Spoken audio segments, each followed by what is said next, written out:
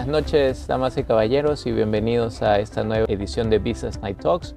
Tengo el gusto de estar aquí en el Hyatt de San Isidro con José Luis del Corral, vicepresidente de Operaciones Internacionales de Stracon.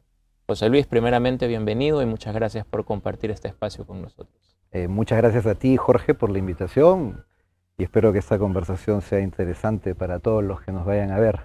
Estoy seguro que tienes mucho que contar y mucho que transmitirle a nuestra audiencia. José Luis, me gusta empezar con el inicio de la carrera, ¿no? Y cómo el José Luis, salido de la universidad, fue construyendo su camino para llegar al José Luis de hoy, que ocupa un cargo tan importante. ¿Podrías contarnos? Sí, claro, yo soy egresado de Ingeniería Civil de la Pontificia Universidad Católica del Perú. Terminando la carrera, o antes de terminarla inclusive, empecé en paralelo con los últimos ciclos de la carrera, enseñando en una academia preuniversitaria que fue conocida en esa época en el Perú, una academia Trainer, donde me sirvió de alguna manera para hacer mucho contacto de gente que después terminó ocupando espacio importante en el ámbito profesional donde me desarrollé. Y el último año fui contratado por GIM, la empresa constructora en ese momento muy importante del Perú, para entrar a practicar en el área de edificaciones. Empecé supervisando la construcción de edificios, residencias, multifamiliares, centros comerciales. Después de algunos años empecé a ver obras de infraestructura. Obras de infraestructura, por ejemplo, el gas de Camisea, que se construyó en medio de la selva, una obra muy compleja desde el punto de vista de clima, de lejanía. Fue la primera vez que me alejé del entorno familiar y trabajé en un régimen de trabajo que se trabaja cuando uno trabaja en provincias, ¿no? Cierto tiempo trabajando y viviendo en la unidad o en el sitio del campamento y otro tiempo menor descansando, ¿no? Después de eso pasé a ver proyectos mineros, construcción de proyectos mineros. Estuve en la construcción de lo que es hoy día el Tochicama, una mina de oro que fue vendida por Barrick hace algunos años, que fue uno de los proyectos mineros más importantes de ese momento. Y después de eso pasé también a trabajar en algunos proyectos de construcción para Minera Yanacocha en Cajamarca, ¿no? Entonces estuve, digamos, unos 4 o 5 años viendo proyectos de infraestructura entre el gas de Camisea, Atochicama y Yanacocha. Y después de un tiempo identificaron en mí, en la oficina principal, una persona que podía asumir el rol de jefe de compras y contratación. ¿Ya? ¿Te puedo hacer una pequeña interrupción? Sí, claro que sí. Todo suena, o sea, las cosas que nos has mencionado en mi cabeza tienen connotación de proyectos muy grandes. ¿Nos podrías contar, darnos una idea de la magnitud de los proyectos y lo que implicaban en planificación, en logística, en ejecución? Sí, bueno, el gas de Camisea fue la construcción de lo que era la infraestructura necesaria para la planta de gas y el aeropuerto. Hemos llegado a la zona de la selva, muy cercana al río Urubamba, cuando no había nada. Era básicamente selva, ¿no? Fue un proyecto de más de 2 años de duración de construcción, una inversión importante de la empresa privada que estaba a cargo de todo lo que es la explotación del gas de Camisea en ese momento. En Alto Chicama fue una obra de movimiento de tierras, obras de concreto. Mi estadía ahí fue de aproximadamente año y medio. Yo diría, la inversión en el gas de Camisea fue de varios cientos de millones de dólares. En nuestro caso el alcance del contrato no fue tan grande, pero la inversión total en Camisea fue enorme. En Alto Chicama fue una de las siguientes minas importantes de oro desarrolladas en el Perú después de Yanacocha. Y Yanacocha pues era la continuación del gran megaproyecto de oro, ¿no? Yanacocha fue durante muchos años la mina más grande de Latinoamérica a nivel de producción de oro, ¿no? Entonces fueron proyectos muy grandes en lo que es movimiento de tierras, obras de concreto y obras de montaje mecánico. ¿Cuáles fueron los factores más importantes para que esos proyectos o el involucramiento de tu empresa en ese proyecto haya sido exitoso? Yo creo que ha habido una combinación de varios factores. Uno es el tema de planificación. El segundo es la gente. Finalmente los equipos, los recursos se pueden conseguir, ¿no? Pero tienes que tener una planificación y gente que no es solamente el tema de la capacidad técnica y experiencia, sino además la actitud. La actitud de poder trabajar en equipo, ¿no? Es fundamental, ¿no? Uno puede conseguir equipos, conseguir materiales, y si no hay, lo terminas resolviendo. Pero si no tienes a la gente que además esté motivada, porque en este tipo de entornos, en este tipo de sitios lejanos, remotos, donde uno va a trabajar, ¿te imaginas trabajar en medio de la selva? En esa época la única forma de comunicarse con tu casa era a través de una radio. No había teléfono celular, no había teléfono satelital y tenías que hacer cola detrás de la radio y tenías a 15, 20 personas haciendo cola y escuchando lo que hablabas con tu esposa, tu novia, tu familia, tus hijos y trabajabas en ese régimen. Entonces, ¿cómo haces que el equipo funcione bien en un entorno así de complejo? ¿No? Tiene que estar motivado, tienes que tener buenos líderes, ¿no? Gente que entienda a la gente que tiene abajo, ¿no? No es nada fácil, ¿no? Hoy día sería impensable de repente irte a un sitio que no tengas comunicaciones, ¿no? Porque ya hay esas facilidades. En esa época no las había. Claro. Y en ese momento tú ya eras líder. ¿En qué rol tenías? Yo llegué en los diferentes roles. En Camisea yo llego como segundo al mando. En Alto Chicama y en Yanacocha ya llegué a ser el segundo y el primero, respectivamente. Gerente de proyecto, claro. O gerente de proyecto adjunto en dichos proyectos. ¿Y en esa etapa cuál fue tu mayor aprendizaje?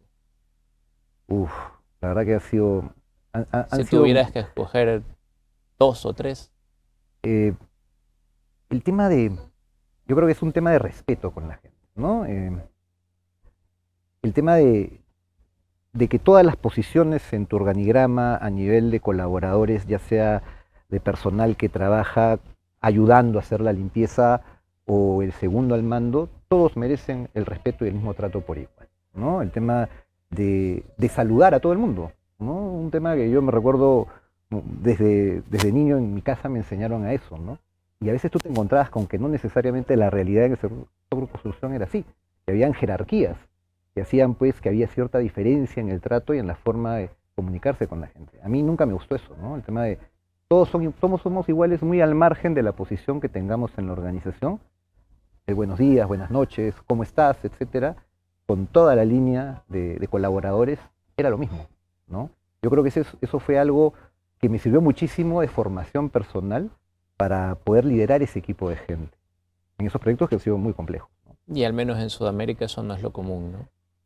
Depende, yo te diría depende. Nuestra cultura a veces es un poco especial y hace que no sea necesariamente el tema de la igualdad de todos, la forma en que uno se expresa normalmente a la hora de saludar a las personas, ¿no? Es cierto. Yo creo que hay temas ahí todavía por mejorar en nuestros países acá, y no hablo solamente de Perú, ¿eh? Yo hablo de la región en general. Pero esos pequeños detalles se apreciaban mucho más aún estando en un sitio recóndito, ¿no? Totalmente, totalmente. O sea, tú pasabas 21, 28 días al mes con ese equipo de gente, claro, ¿no? O sea, era fundamental. Ellos se veían todos los días. Yo salía en las mañanas con la guardia muy temprano a compartir la charla de seguridad en la madrugada con ellos. Y hablabas con todos, ¿no? Durante 5 o 6 minutos impartiendo charlas con tips de seguridad para las labores previas antes de iniciar la jornada laboral. Increíble esos pequeños detalles, cómo Sí. pueden hacer diferencias. Sí, y eso no es algo que se enseña en la universidad, ¿no? O sea, eso no es un tema que te enseña un profesor. Claro. ¿No? Entonces, la verdad que es uno de los aprendizajes y creo que una de las cosas que más me sirvió en ese momento a la hora de hacer equipo con climas y situaciones muy complejas, ¿no? De proyectos complicados. ¿Y qué te lleva a pasar de gerente de estos grandes proyectos a un área de logística? En realidad no fue algo que yo buscara. Yo creo que la organización lo que estaba buscando era, en ese momento, buscar cercanía, porque normalmente cuando tienes proyectos se sienten alejados de la oficina central, ¿no? Hay una lejanía. Y en el caso del sector en el que yo me desenvuelvo, que es construcción y ejecución de proyectos fuera de Lima, claramente hay la percepción de que el soporte centralizado no funciona, hay siempre quejas, ¿no? Entonces buscaban acercar con la experiencia de alguien en proyectos a la oficina principal, a los proyectos. Entonces yo creo que el cambio fue ese porque yo no tenía una experiencia de formación en el área de logística. Era básicamente lo que había aprendido por necesitar a logística que me atendiera para resolver mis problemas en proyectos. Era por eso. Entonces me dieron el encargo durante un par de años de jefatura de compras y contrataciones. Lo hice bien y de ahí pasé a la gerencia de equipos y logística de la organización, en la que estuve 3 o 4 años aproximadamente, hasta que el año 2012 pasé ya y cambié de organización a la empresa en que hoy día me encuentro, que se llama Stracon, en donde asumí la gerencia de operaciones en este momento. Y de ahí ya hay varias cosas que han pasado, agua bajo el molino, pero experiencias importantísimas, ¿no? Porque a diferencia de la anterior empresa, ahora sí tuve la oportunidad de exposición internacional, ¿no? Tuve la oportunidad de ver proyectos fuera del Perú, cosa que yo no había visto antes, y te da un nivel de exposición a nacionalidades diferentes, experiencias diferentes, culturas diferentes, que complementan muchísimo el aprendizaje que pude haber tenido en mi gestión de proyectos solamente dentro de Perú. Claro, y para beneficio de la audiencia, José Luis, ¿cuál es el giro de negocio de Stracon? Estamos directamente relacionados con servicios a la minería. Hacemos todo lo que es el movimiento de tierras para la construcción de proyectos mineros desde la etapa del greenfield, que es la etapa inicial cuando no hay nada.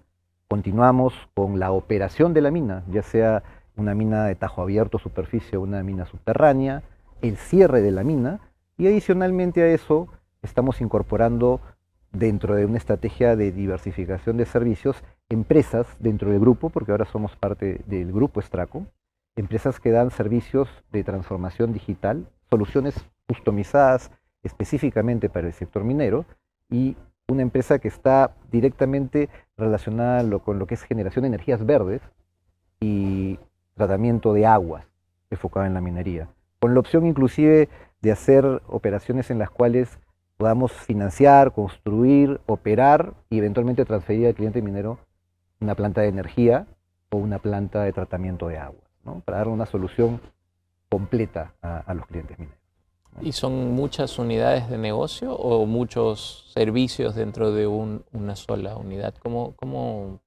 se mueven? ¿Cómo La se empresa manejan? Stracon ha sido de alguna manera la madre del grupo, ¿no? Stracon ha permitido que ahora se forme el grupo Stracon y hoy día ya podemos decir que somos 6 empresas en el grupo, ¿no? Stracon es la madre, Dumas, que es una empresa de origen canadiense, especializada básicamente en minería subterránea, que opera en México, Canadá y Estados Unidos. Ameco, que es una empresa que hemos comprado muy recientemente de Fluor Daniel, en Chile, acabamos de comprar hace 2 meses aproximadamente. Stracontec, que es una empresa que tiene 1 año y medio de formada, que está dedicada a todo lo que es infraestructura de comunicaciones y lo que son soluciones y transformación digital para la industria minera. OMT, otra empresa chilena que hemos comprado para lo que es tecnología en la parte de infraestructura, básicamente enfocada en Chile. Y la última que acaba de formarse, que se llama Stracon Engineering and Energy, que es la enfocada en las soluciones de energía verde y tratamiento de agua para la industria minera. Entonces, hoy día tratamos de cubrir un abanico que trata de cerrar el círculo para tener en un solo sitio, en un solo grupo, soluciones que le permitan a un cliente minero escoger lo que necesita y ojalá irse con nosotros, cerrando la necesidad y resolviendo el problema que pudiera tener. Increíble. Eso es algo reciente, ¿no? Pero todo ha nacido a través de Stracon, que es la madre de alguna manera, y ha permitido que haya este desarrollo. Y importante, no es solamente la diversificación de servicios para la minería, sino además estamos en la búsqueda de la diversificación geográfica, que es parte de la estrategia también para generar, digamos, una mitigación de riesgos ante, sabemos, los vaivenes políticos que tenemos en nuestros países, ¿no? Hoy día estamos en Canadá, en México, Estados Unidos, estamos en Colombia, Ecuador, Perú y Chile. En todos esos países tenemos hoy día operaciones. Siguiendo a la minería. Siguiendo la minería. El foco es exclusivamente el sector privado, el sector minero.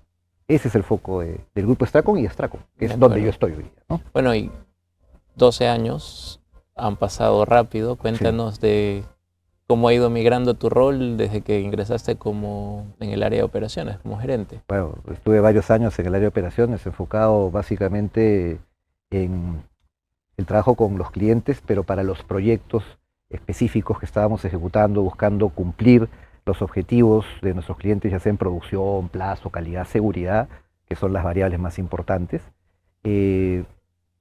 pero no estaba tanto en desarrollo de negocios, ¿no? Estaba más enfocado en el cumplimiento de los objetivos operativos, ¿no? Entonces, mi rol fue cambiando, y además fue cambiando con el cambio en la estrategia del grupo, en donde buscamos la internacionalización, ¿no?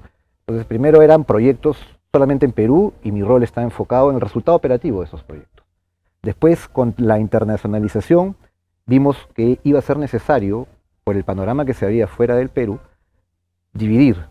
Ya iba a ser muy poco eficiente poder seguir supervisando los proyectos de Perú y además lo que se esperaba de desarrollo internacional. Entonces pasé a un rol ya de trabajo más bien en los proyectos internacionales, ¿no? Y desde hace 3 años yo estoy encargado del negocio internacional de la empresa, en donde mi rol ya no solamente se limita al cumplimiento de las metas operativas, sino además el desarrollo del negocio, ¿no?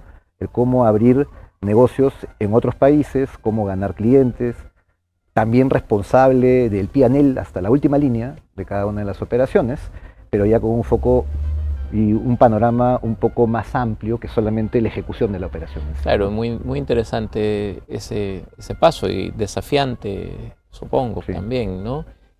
¿Cómo te preparaste para eso? Ese es un buen punto. Y me imagino que primero te lo ofrecieron y después te preparaste. ¿Cómo fue esa transición? Cuéntanos, José Luis. Yo antes de asumir la gerencia de operaciones tuve la posibilidad de seguir una maestría. Ya. Para empezar, la Católica, que es la universidad de donde yo provengo, y egresé de Ingeniería Civil, es una universidad muy buena técnicamente, pero muy enfocada en lo que es diseño estructural, cálculo, ingeniería de diseño, ¿no? Y realmente no era algo que me gustara a mí. Yo prefería la gestión. Eso no me enseña. Eso, por lo menos en esa época, la Católica no enseñaba gestión de la construcción. Eso lo fue aprendiendo con el tiempo, pero yo también me di cuenta que no era suficiente. El hecho de haber ejecutado proyectos no era algo que necesariamente me brindara las herramientas necesarias para ser después exitoso en lo que se venía.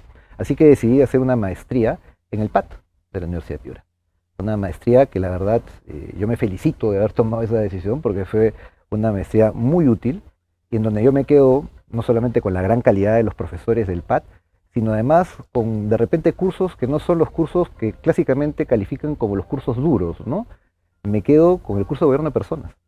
Gobierno de personas fue uno de los cursos del que más aprendí, porque finalmente en la empresa tú gestionas recursos, pero gestionas personas, ¿no? Gestionas materiales, servicios, pero gestionas equipos de gente. Entonces, tener herramientas un poquito más estructuradas para tomar decisiones a la hora de decidir sobre tu equipo es algo que me ayudó muchísimo el PAT. Yo la verdad tengo palabras de agradecimiento por lo que aprendí, y eso yo creo que complementó la base técnica que tenía de la universidad, numérica, científica, la experiencia profesional que tuve dirigiendo proyectos y después la maestría. De hecho, cuando alguien me pregunta a mí, por lo menos en mi experiencia profesional, yo recomiendo la maestría después de algunos años de haber ejercido la carrera. No necesariamente la recomiendo inmediatamente después, porque creo que le agrega, no digo que no se pueda, pero le agrega mucho más valor tener cierta experiencia dirigiendo equipos, gestionando equipos o trabajando para aprender más y sacarle mucho más el jugo a una maestría. Yo considero que eso ha sido fundamental para poder aplicar lo aprendido en la maestría, la universidad y los proyectos en los roles que después me tocaron desempeñar y que hoy día desempeño. De acuerdo. Y entonces, de repente te ves envuelto desarrollando negocios internacionales, sí, viajando mucho más, supongo. Un montón. Tocando puertas que me imagino que no conocían tanto Stracon afuera como lo conocían acá. Es correcto. ¿Qué hiciste? No es un trabajo solo, ¿no? Es un trabajo en equipo. De acuerdo. Esto no es, acá no es que haya un Messi o un Cristiano Ronaldo que solo hace el gol y puede llevar al campeonato el equipo, ¿no? Hay un trabajo en equipo, porque la oferta de valor que ofrece la empresa no está sustentada solamente en lo bien que uno pueda presentar a la empresa. Uno tiene que ser capaz de algo que es fundamental en este negocio, que es honrar los compromisos, ¿no? El compromiso, la palabra empeñada, el tema de la seguridad y cuidar a la gente son claves en esta industria, en este sector.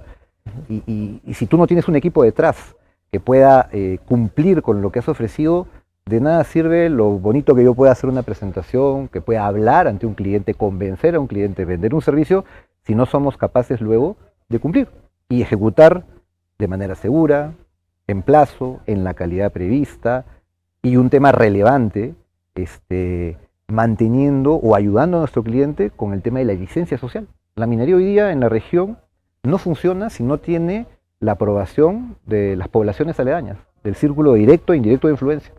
Y en eso, yo te lo pensaba comentar más adelante, pero podemos adelantarlo, o sea, yo creo que tenemos algo que marca diferencia. No es solamente la capacidad técnica o la experiencia en construcción de proyectos, pero yo creo que puede haber empresas que tienen esa capacidad, que tienen esa experiencia, y hasta de repente podrían tener más que nosotros. Pero creo que eso no es solo suficiente para poder ejecutar un proyecto y convertirse en el socio del minero, en el socio de la empresa minera.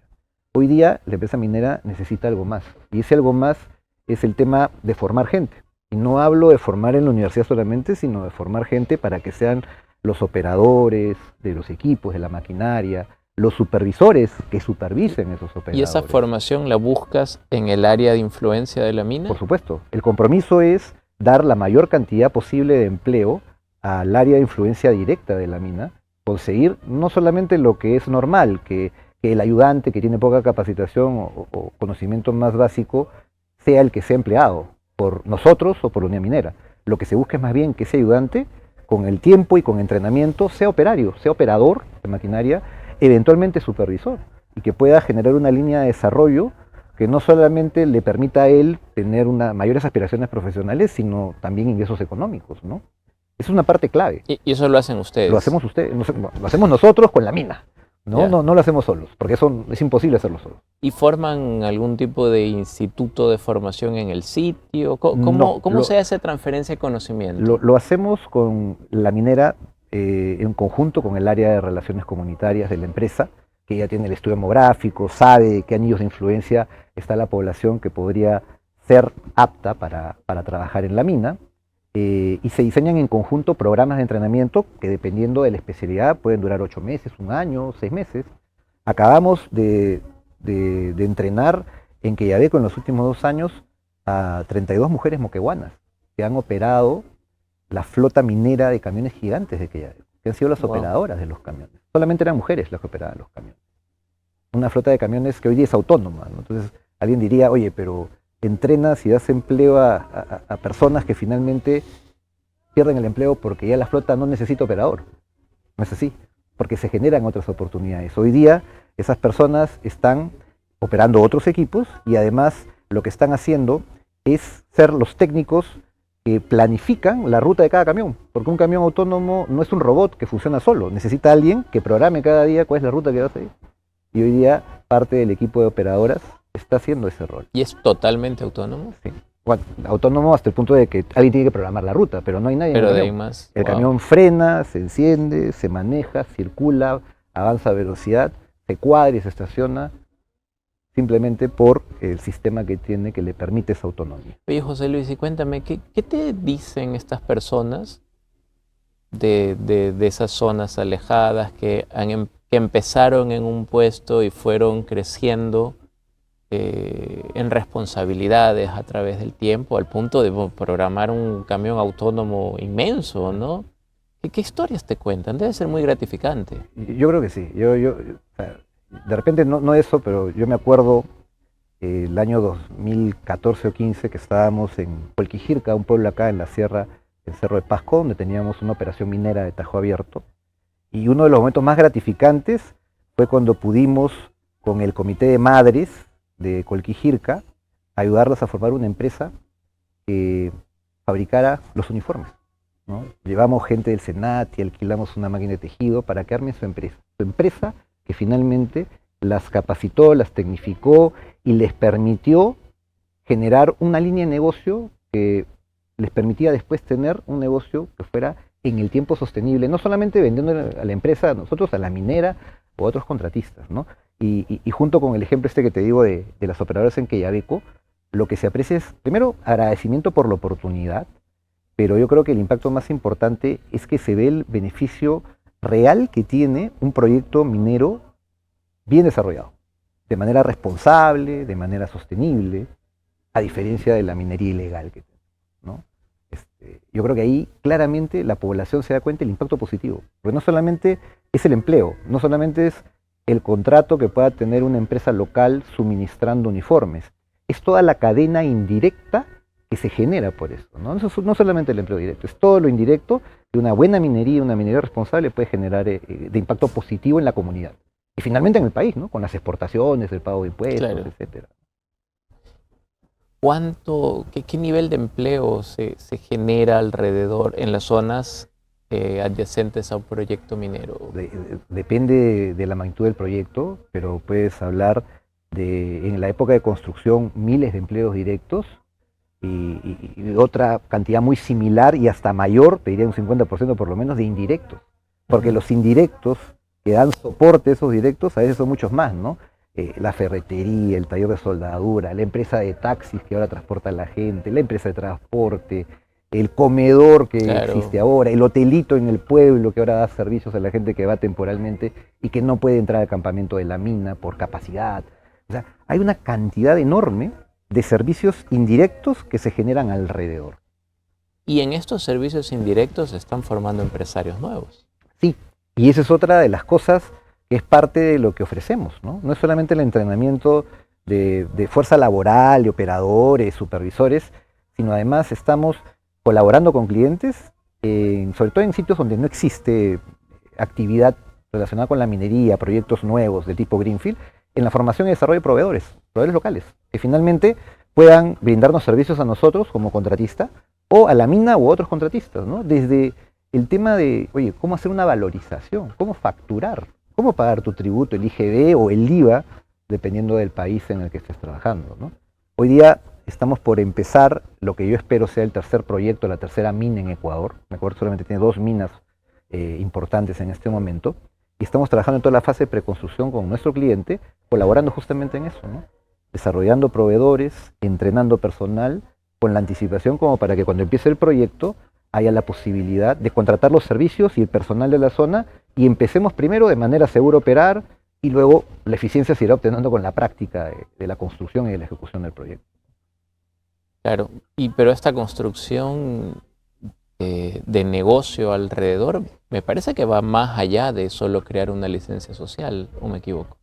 En realidad el impacto es más grande. El impacto es más grande. Al final lo que estás generando es la posibilidad de que la población pueda brindar servicios que ya no se queden solamente en el sector minero, ¿no? Porque hay servicios que finalmente pueden ayudar al desarrollo del sector agrícola.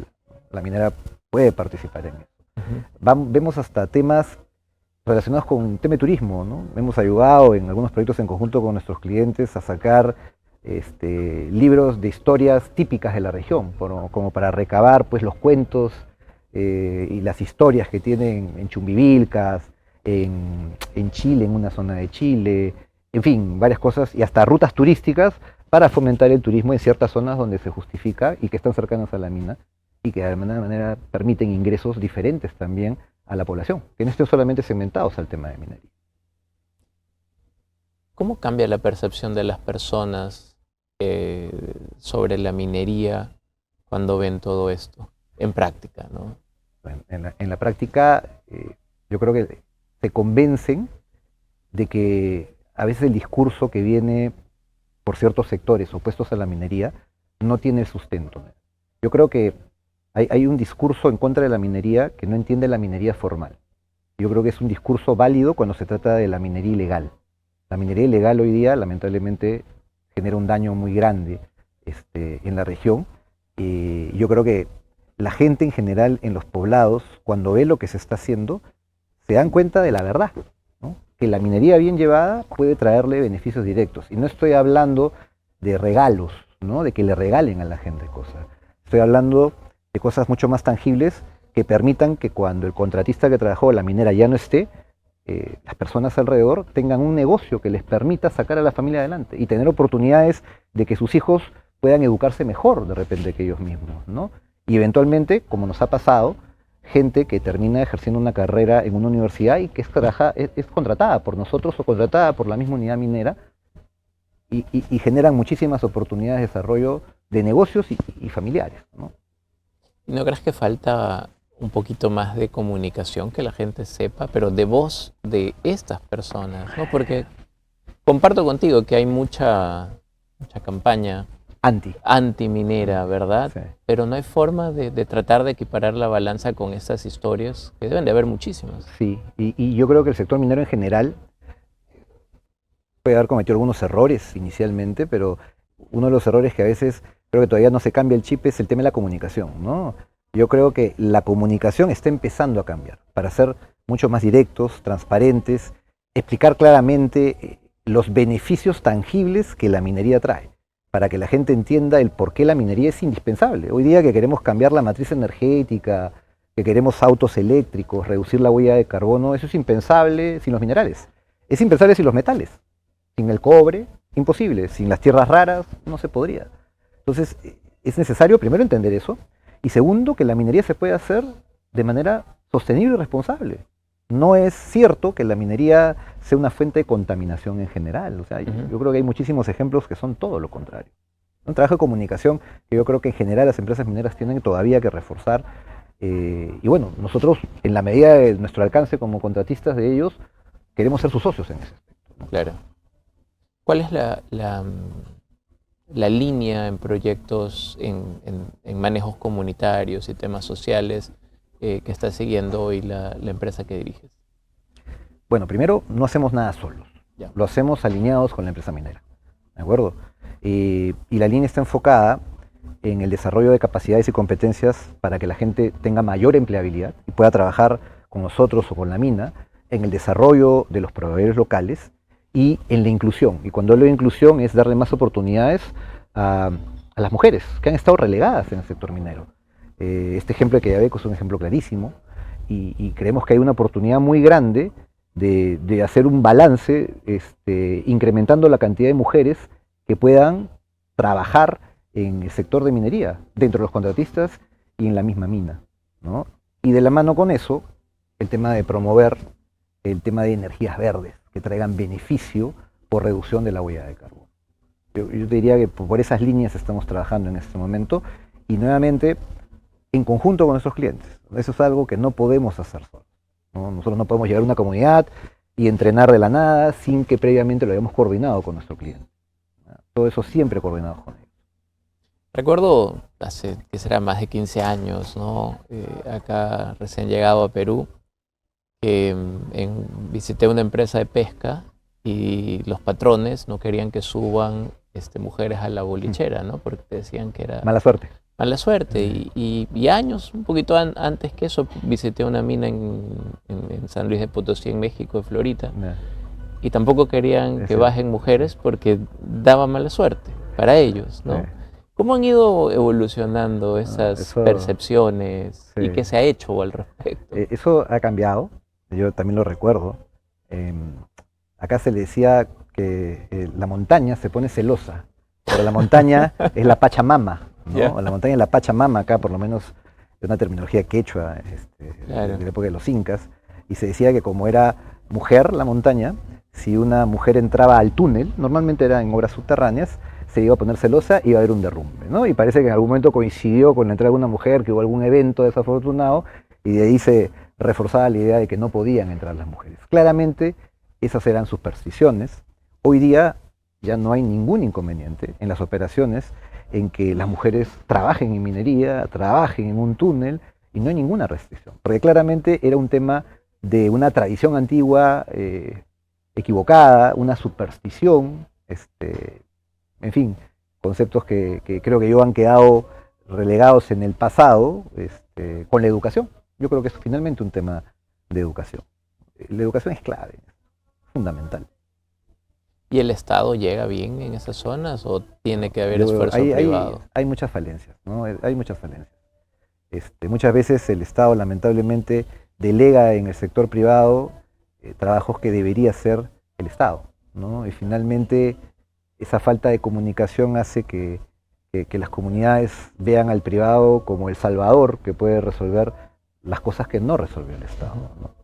Yo creo que hay un trabajo muy grande que hacer ahí todavía, y no solamente de Perú, yo diría los gobiernos en la región en general tienen falencias importantes en resolver necesidades de infraestructura de las poblaciones antes de que lleguen los proyectos mineros, ¿no? Porque si no llega el proyecto minero y finalmente el proyecto minero se constituye en la solución y la salvación para la comunidad, porque va a tener que hacer todo. pero eso no es responsabilidad del proyecto minero, No, es no es, no responsabilidad es del su Estado rol, claro. primero, ¿no? O sea, ahí hay un gran trabajo todavía pendiente por hacer por nuestros gobiernos en la región. Oye, y en esta conversación he visto pues que el giro del negocio, además de todos los frentes que mencionaste dentro del portafolio, y que cada vez lo quieren ampliar más para hacer una solución única, también tiene muchísimas aristas sociales y complementarias alrededor. Y cuéntame cómo desarrollas al personal en tu empresa para que pueda, ¿no?, manejar todas estas cosas que mencionas. Bueno, no es fácil. Yo me ponía a pensar cómo replicar los casos de éxito que hemos tenido en el Perú, en la región. Es complejo. Yo creo primero hay un tema que tiene que ser que el liderazgo de uno y del equipo que me reporta tiene que reflejar con el ejemplo los comportamientos, ¿no? Es muy importante que el ejemplo enseñe, ¿no? Hay un primer tema. Luego, tenemos que ser muy rigurosos en la selección. La selección de los líderes que van a estar encima de los proyectos es fundamental porque son los que van a estar ahí, ¿no? Tenemos un equipo de líderes que hemos ido formando en la empresa, que hemos de alguna manera exportado, digámoslo así, a los proyectos, pero ya después, dentro de cada operación en cada país, lo lógico es que el contenido sea local, ¿no? El contenido tiene que ser del país. En Chile son chilenos, en Colombia colombianos. Entonces, lo que tenemos que hacer es que la cultura de la empresa, los valores de la empresa, bajen en efecto cascada, ¿no? Y que los líderes que tengamos debajo sean ese comunicador, ese transmisor del efecto cascada, y nosotros tenemos que asegurarnos que eso en la realidad se está dando, ¿no? No es que cada país se convierte en una isla independiente, en lo absoluto. O sea, no habría forma de controlarlo, Claro. ¿no? Pero yo creo que el tema, la clave está en los líderes. Primero, que los líderes tengan la misma actitud y la misma cultura y que prediquen con el ejemplo, ¿no? Y después ya vienen los estándares, procedimientos, el sistema formal de la empresa, ¿de acuerdo? Pero si no conseguimos la actitud correcta, de nada nos va a servir el conocimiento. El conocimiento se aprende. ¿Te consideras ¿Ya? un formador de líderes? Yo creo que sí, yo creo que sí. Difícil no serlo para poder trabajar en diferentes países, ¿no? Seguramente tengo cosas por mejorar, pero creo yo que para poder trabajar en diferentes países en la región y tener proyectos que sean exitosos, que nuestro cliente esté satisfecho, tienes que tener buenos líderes. Y para eso yo tengo que haber influenciado definitivamente a los líderes que tenemos en la empresa hoy día en esos países, ¿no? ¿Cuál es la materia prima que debe de tener un formador de líderes? Oh, la materia prima. Yo creo que una es autoconocimiento, es ser capaz de reconocer tus falencias, tus brechas, porque es muy soberbio pensar que uno lo sabe todo, y complementar con gente que sea más capaz que tú muchas veces, ¿no? Elegir a la gente que sabe más que tú en áreas diferentes, porque uno no lo sabe todo, definitivamente, uno puede saber menos. Yo creo que un buen gerente debe tener gente que hasta podría ser más inteligente que uno en el equipo. Eso te impulsa, gente además que te cuestione, no tener en el equipo gente que simplemente te haga la venia porque tú eres el jefe, porque eres el gerente, y que pensando diferente nunca sea capaz de decirte pienso diferente por esto, o no estoy de acuerdo con tu decisión. Entonces yo creo primero que tengas claro cuáles son tus brechas, en qué cosa no eres tan bueno y saberte rodear de gente buena, pero por otro lado gente que te cuestione, ¿no? Es importantísimo, ¿no? Ese tema de tener solamente gente que esté alineada contigo siempre y que piense igual que tú, yo creo que finalmente te conduce al fracaso. Siempre es bueno tener a alguien que aunque caiga pesado, sea el que te cuestiona, porque te hace ver y que puede ser incómodo inclusive a veces. Yo prefiero la incomodidad de tener a alguien que me diga que no está de acuerdo al confort de estar súper tranquilo todo el tiempo o gente que me dice sí a todo lo que yo opino, a lo que decido. Yo creo que eso es fundamental. ¿Y cómo promueves que eso ocurra en una organización? Primero, permitiendo el desacuerdo. O sea, siendo claro que si hay una persona que piensa diferente, tiene la posibilidad de decirlo y no por eso va a ser sancionada ni nada por el estilo. O sea, incentivando eso, A pesar de que, dependiendo de la situación, si hay una crisis, acá el que manda y el que decide finalmente es el líder. Ya sea yo, y yo tengo que vivir con mi decisión, buena o mala, lo que se hace ahí, ahí sí no funciona la democracia, no es una crisis, ¿no? Ahí uno tiene que tomar decisiones. Pero en general es que la gente no tenga miedo a expresarse, que no tenga miedo a decirte, no, no estoy de acuerdo contigo. Claramente que te lo sustente, ¿no? No, que no porque no. Pero yo creo que eso es fundamental, que la gente sienta libertad para poder dar su opinión, aunque sea diferente a la de su jefe. Si no fomentas eso, estás fomentando básicamente, no sé, seguidores, borregos, ovejas, que van a hacer lo que tú les digas, pero en el momento que tú no estés, no van a saber qué hacer porque no van a saber qué decisión tomar. Y si pensaban diferente a ti, porque había algo que era evidente, que era un error, y tú no te has dado cuenta, no van a ser capaces de corregirlo. Claro. ¿No? Pero José Luis, en estos casi 30 años de carrera. Desde que salí de la universidad el año 95, ya son 28. 28. Sí, 28. Casi. Ahí vamos. 28, sí. ¿Cuál ha sido tu mayor logro? ¿De qué te sientes más feliz o orgulloso? Yo creo que, a ver, primero mi familia. O sea, yo creo que, y eso no habíamos hablado al principio, ¿no? Yo estoy casado, tengo 2 hijos, una de 19 años que está estudiando su carrera fuera del Perú y otro que tiene 11, ¿no? Entonces, yo creo que el mayor logro es saberles, creo yo, espero yo, transmitirle valores a ellos. ¿De acuerdo? Ya ellos seguirán su camino, tomarán sus decisiones, pero yo creo que el primer logro es ese, en el tema familiar. El segundo, yo creo que mi carrera profesional, desde el punto de vista, creo que yo valoro mucho es el tema de la reputación, ¿no? El tema de tener una reputación que sea reconocida por colegas, trabajadores, colaboradores conmigo, inclusive otras empresas, en donde sepan de alguna manera que primero pueden confiar en uno y que uno honra su palabra, ¿no? Yo creo que si me tuviera que centrar en un par de cosas, es en esas 2, fundamentalmente. ¿Y si pudieras cambiar algo? ¿Qué hubiera sido? No me gusta arrepentirme de las cosas que he hecho, quizás haber dejado de hacerlas, ¿no? Pero creo yo que si quisiera cambiar algo es bajar un poco el nivel de estrés, porque eso es algo que es una tarea pendiente para mí. Yo soy un tipo que se autoexige mucho, ¿ya? Y eso hace que uno a veces pues tenga niveles de estrés o de preocupación que a veces me traen dolores de cabeza, en fin, complicaciones para poder relajarme, preocupaciones que uno se lleva hasta la casa en horarios muy tardíos o hasta en las vacaciones, ¿no? Que a veces es parte de lo que uno tiene como responsabilidad en ciertos roles, pero creo yo que eso es algo que quisiera manejar mejor, ¿no? Yo creo que tengo ahí todavía una tarea pendiente. Todavía no he conseguido dominar mi estrés. No ha llegado a niveles perjudiciales todavía, pero yo creo que tengo una tarea pendiente todavía. ¿Qué ves para ti, profesionalmente hablando, en los próximos 10, 15 años?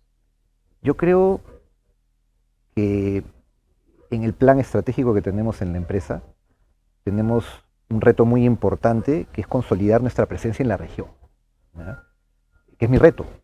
Es un reto, hacer crecer el negocio, no solamente las operaciones que tenemos, sino hacer crecer el negocio en los países que estamos trabajando, explorar otros países, y un tema del que soy un apasionado, promover el uso de unas herramientas diferentes para ejecutar contratos, los contratos colaborativos. Contratos de otro tipo, que no son los tradicionales que manejamos en el sector en general, que creo yo permitirían reducir los conflictos entre las partes, ¿ya? Parte de una presentación que hice hace una semana en Ecuador, en un congreso minero, fue justamente orientada a lo que son los contratos colaborativos y lo que son los contratos colaborativos aplicados a la industria minera, porque no es algo que hayamos inventado nosotros, que haya inventado yo.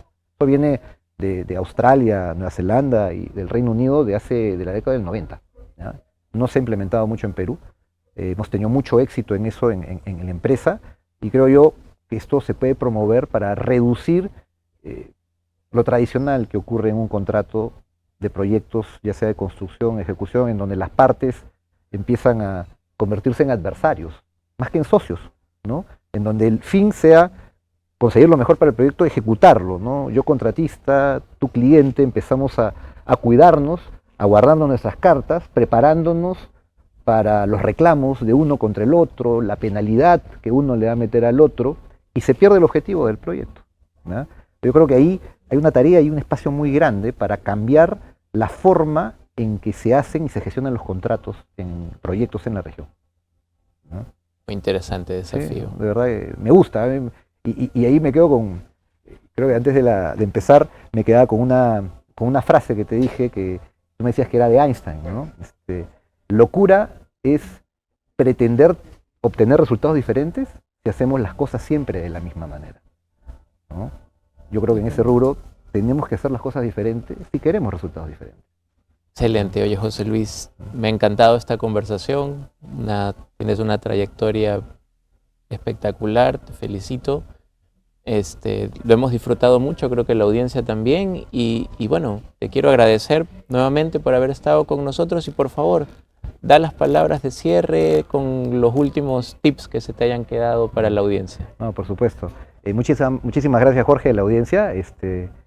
La verdad ha sido muy grata la entrevista, las preguntas, me he sentido extremadamente cómodo y ojalá que lo poco que he podido compartir sea interesante y ojalá útil para el auditorio que nos vea próximamente. Muchas gracias, Jorge. Estamos seguros. Y a Business Nights Latam también, por favor. Gracias a ti. ¿No?